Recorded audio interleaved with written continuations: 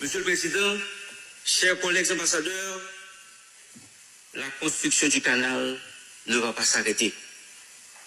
En regard de la topographie de la rivière Massacre, d'une part, ainsi que de la lettre et de l'esprit de l'article 10 du traité du 20 février 1929, d'autre part, le gouvernement haïtien clame son droit d'utiliser de manière juste et équitable les eaux de la rivière Massacre, rivière frontalière et successive, alimentée par des affluents des deux pays.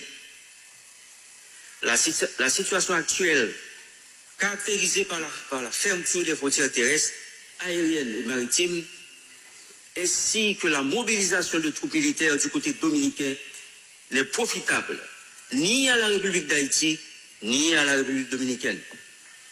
Il y a une urgente nécessité de calmer les esprits et de prendre des mesures concrètes pour une désescalade.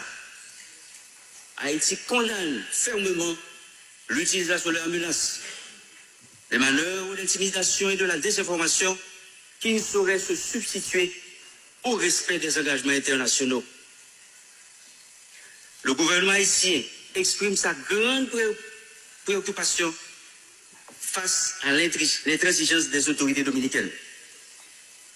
Il condamne fermement le récente décision d'agrandir le canal de la Vigia avec l'intention officiellement affirmée de dévier complètement les eaux de la rivière Massacre afin d'en priver les utilisateurs haïtiens en violation flagrante du traité de paix, d'amitié, d'arbitrage du 20 février 1929.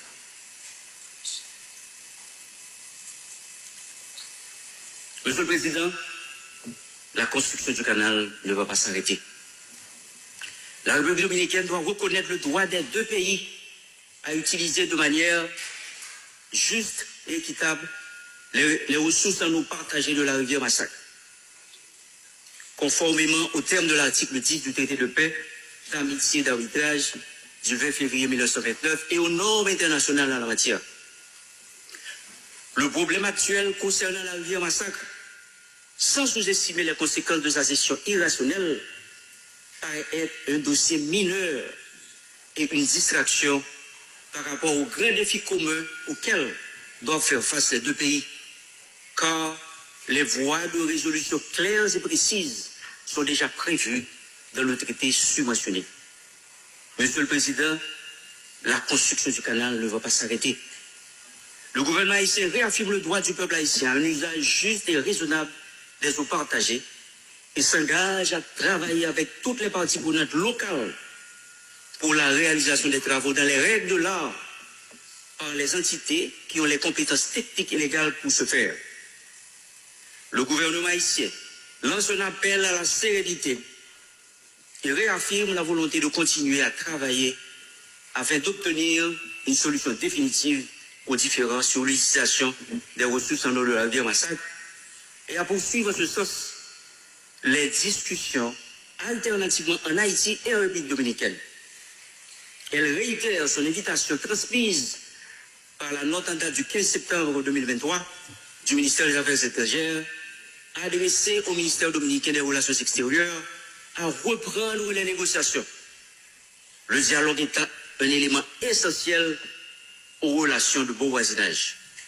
Monsieur le Président, la construction du canal sur la rivière Massacre est depuis quelques années l'un des sujets faisant unanimité au sein de la population et de tous les secteurs en Haïti. Les Haïtiennes et les Haïtiens, en solidarité avec la population du Nord-Est et plus particulièrement la communauté de Ouanamètre, parlent d'une seule voix quant à la poursuite des travaux. Nous dit KPK, canal là, pas campé.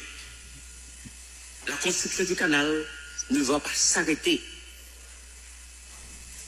La construction du canal ne va pas là.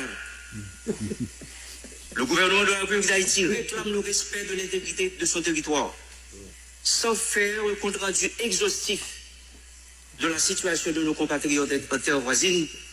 Le gouvernement appelle aussi à la protection de ses ressortissants et au respect des conventions internationales en la matière. Il réitère également l'appel au dialogue entre les deux parties. Je vous remercie.